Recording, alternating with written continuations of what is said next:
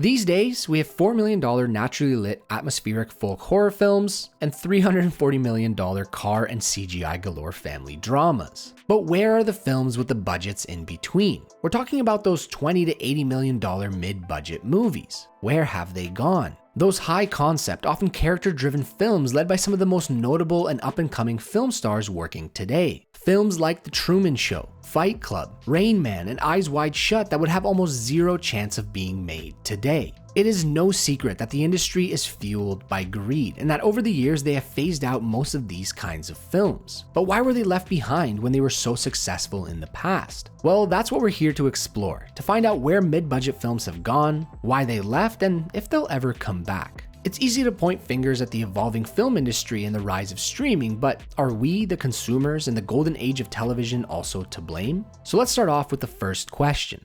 Have they even left us in the first place? Most of you that clicked on this video probably agree that mid-budget films aren't as prominent as they once were. And some of you probably rolled your eyes and took the question too literally since mid-budget films still exist. In fact, there have been many great movies released just this past year or so, such as Everything Everywhere All at Once, The Menu, Asteroid City, and Nope. And they all did well enough at the box office. There's even a studio that's almost exclusively pushing out these types of films. A24. You can argue that their movies are on the lower budget side because all of these films released with a budget under $20 million and all these under $5 million. But A24's film budgets have been ballooning lately because they're taking on bigger projects that are well within that mid-budget range. One thing to note though is that the term mid-budget film can be viewed more as a type of film rather than a numerical range for production costs. There's most likely a type of film that pops into your head when you think of mid-budget. A film that is often character-oriented, carried by an original screenplay, and feels refreshing. Even at very low budgets, these A24 films had that mid-budget charm. And say what you want about how lately A24 is becoming stale or repetitive, they are still releasing bangers every year. It was actually pretty difficult to find the list of successful mid-budget films I just mentioned because they've been on a huge decline this last decade. These days, it seems mid-budget films fall into one of two categories. One's targeting Academy Awards, or one's made for streaming to attract viewers, which often get lost within the vast streaming catalogs. It's also not surprising that studios are reluctant to make them, since they are the ones we often hear about flopping. Like recently with Beau is Afraid, Are You There God? It's Me, Margaret, Babylon,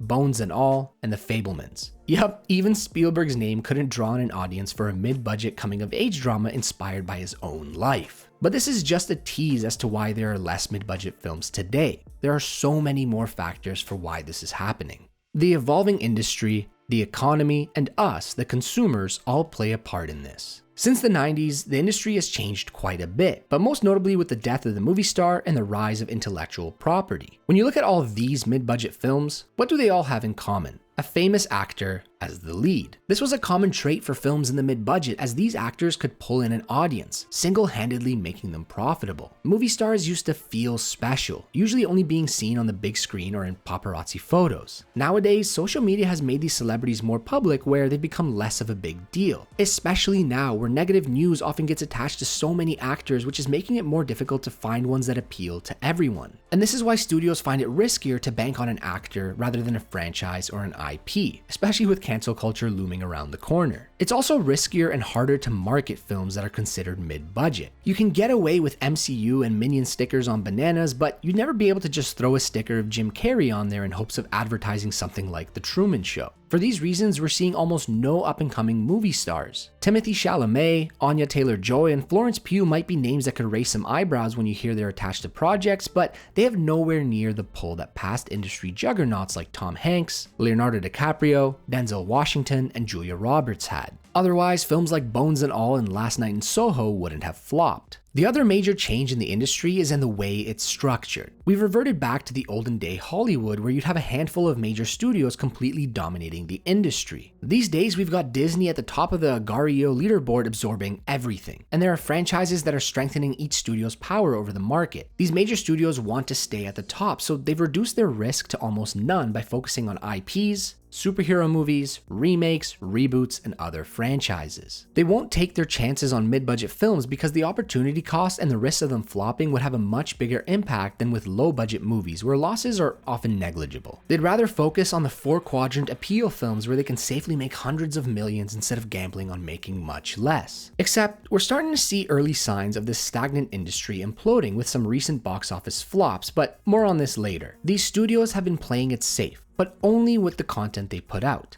Their fear of missing out on the streaming wars might have caused a few to jump in too early without realizing the consequences. But there are other studios that could still make these mid-budget films, right?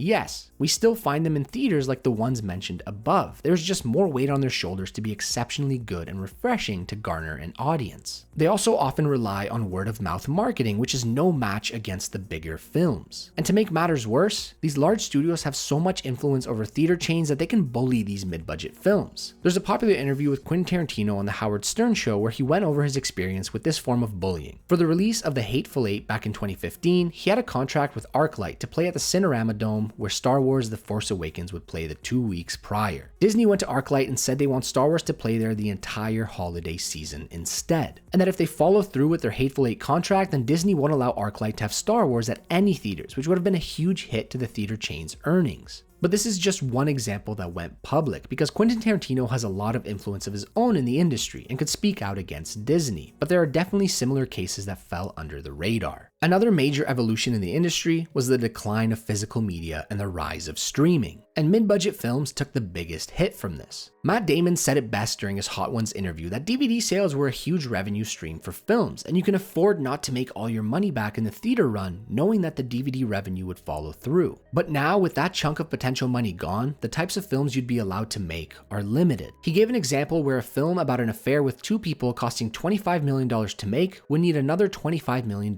for marketing. There would also be a revenue split with the theaters, so to make a profit, the film would need to earn $100 million at the box office. All of a sudden, it has become a huge gamble, and it's why these types of films aren't being made as much in favor of guaranteed profits. Streaming has been killing physical media, and the revenue films receive from selling streaming rights is almost nothing in comparison. Matt Damon and his buddy Ben Affleck have been definitely feeling the effects of this changing industry a lot lately. Two of their recent collaborations, The Last Duel and Air, although not technically mid-budget, but the types of films we're referring to didn't even make enough to cover their production budgets. And that's despite the fact that they are both recognized as great films. These types of films are just going to be made less in the future as people aren't going out to see them. But why aren't they? Well, it's because of the economy and the way our viewing habits have changed. Low and mid-budget films used to do well in past decades because there wouldn't be as much to watch on TV readily available, so people went out to theaters with the intention of seeing whatever was playing. It was also a common place to hang out. Now, people are going out to look for other forms of entertainment because watching movies can be easily done at home, and at much lower of a price. Inflation played a big part in this. The rising ticket prices have made going to the theaters much more of an event. A couple or family have to spend upwards of $50 for one movie night, where instead they could spend $10 for a month of streaming. Because of this, many people decide to wait out a film's theater run to watch it for cheap at home on a streaming service or just pirate it. And the films that they're most likely to wait out are the low to mid budget ones. And this is because if someone's budget allows them to watch 5 films in theaters in a year, they will go to see the must-watch in theater films. The films that provide an experience. The high-budget, blockbuster films that no home theater setup would be able to replicate the theater experience of. We're talking about Spider-Man Across the Spider-Verse, Barbie, Oppenheimer, Mission Impossible: Dead Reckoning, and Dune Part 2. Low and mid-budget films can be watched at home with a somewhat similar experience, sometimes even better as you won't have annoying moviegoers next to you and you can even pause to go to the bathroom. But hey, we still support theaters, so please go watch these films in theaters and support the people making them. And if the fact that movie stars aren't able to carry films anymore, major studios are playing it safe and bullying others, physical media revenue is disappearing, and the rising tickets aren't enough, we're also seeing consumer behavior changing a lot in the past decade, and the industry is tailoring towards it. We have a whole video about this, but basically our viewing habits have changed a lot recently. We binge shows, doom scroll for hours, and consume more and more short-form media. We seek instant gratification to get those dopamine hits, needing quicker and snappier content. It's not everyone, but it's a rising trend, and it's increasing with each younger generation. So the film industry is adapting to this with the way they're going about their blockbusters and franchises such as the MCU. Unfortunately, this trend leaves classic cinema in the dust. People are having a harder time sitting still for 2 hours and paying attention unless their senses are constantly being stimulated. But slower pacing isn't specific to the literal budget of the film. Instead, it's more in line with the concept of mid-budget films, the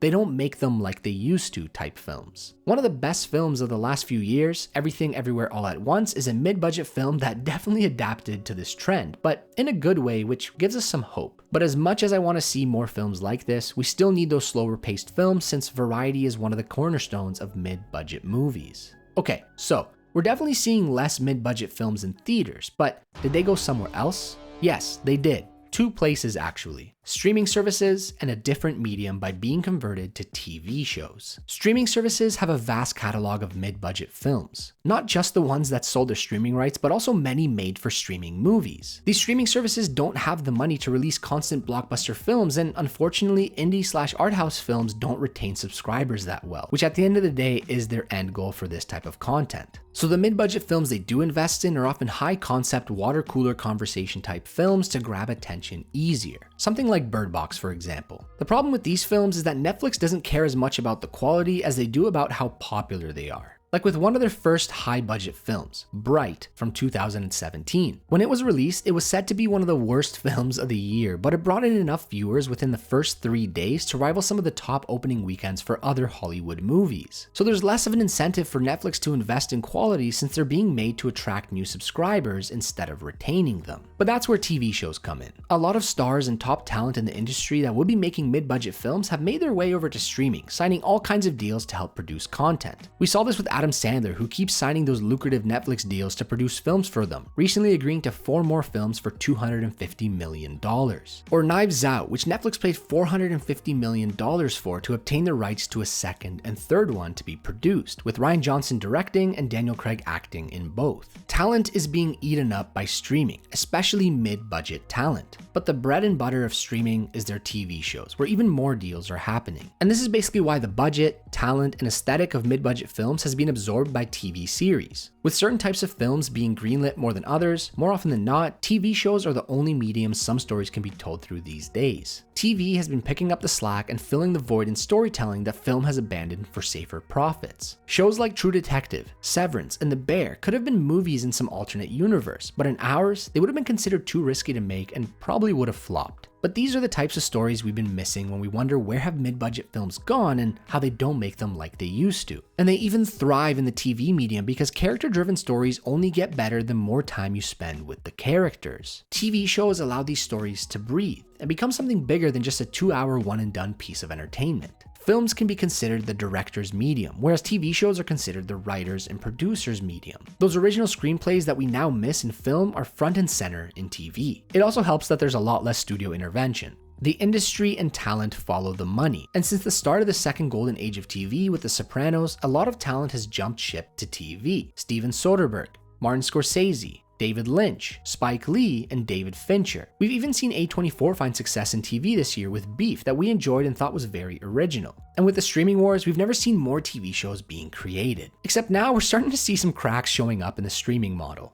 Okay, so final question. Will mid-budget movies ever come back? I think they will, but not fully the way we want them to. The stories that were told with these types of movies in the past will continue to be told through TV series. And as for film, I think budgets across the board will start to take a dip due to how it's been going in 2023. Most high-budget, $100 million plus films have flopped this year. In fact, movies with budgets at $100 million had better luck at the box office than the ones that exceeded it. Movies like John Wick 4, Across the Spider-Verse, and Mario, compared to the $200 million ones that didn't see the same success, such as the new Transformers, Ant-Man, Indiana Jones, Fast X, and The Flash. We're probably going to start seeing a downward trend in budget because it's not safe to drop $300 million on a film anymore, despite how safe it used to be. There was a lot of talk this year that the box office and theaters are dying, but 2 films proved that all of this was nonsense. Barbie and Oppenheimer, otherwise known as Barbenheimer. These 2 films brought in enormous box office numbers, becoming the 4th biggest box office weekend in history. This proves that it's not that theaters are dying, but that people are just tired of superhero films, reboots, remakes, franchises, and pretty much anything that is unoriginal coming out of Hollywood lately. And I also want to give a special shout out to Oppenheimer, because although it is a Nolan film who has his own loyal fan base, it is the type of character driven they don't make them like they used to film, and its success speaks volumes. People want to see these types of films, even younger audiences, and it made 2023 the turning point in the industry that could bring back originality. We're holding our fingers crossed. And on another note, the MCU's future is actually looking pretty bleak, and streaming services aren't as great of an idea for some studios as they once were. We know talent follows money, so with the golden age of TV starting to cool down,